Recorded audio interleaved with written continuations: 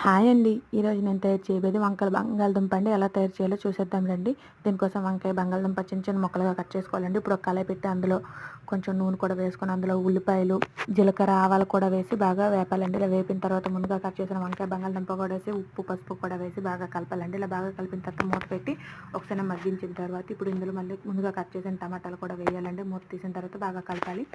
బాగా కలిపిన తర్వాత టమాటాలు మగ్గేంత వరకు కూడా మళ్ళీ మూత పెట్టి ఒక 10 నిమిషాలు మగ్గించాలండి. ఇలా మగ్గించిన తర్వాత మళ్ళీ మూత తీసి కొంచెం కారం కూడా వేసి బాగా కలపాలండి. ఇప్పుడు ఇలా బాగా కలిపిన తర్వాత కారం కూడా వేసిన తర్వాత మళ్ళీ మూత పెట్టి 10 నిమిషాలు మగ్గించాలండి. ఇలా మగ్గించిన తర్వాత కొంచెం వాటర్ కూడా పోసుకొని బాగా ఉడకనివ్వాలండి. ఇలా ఉడికిన తర్వాత చూపిస్తున్న విధంగా ఉడుకుతున్న తర్వాత మళ్ళీ నీరు ఇంకిపోయేంత వరకు ఉడికించాలండి. బంగాళదుంప, వంకాయ ఉడికిందా లేదో చూసుకోవాలి.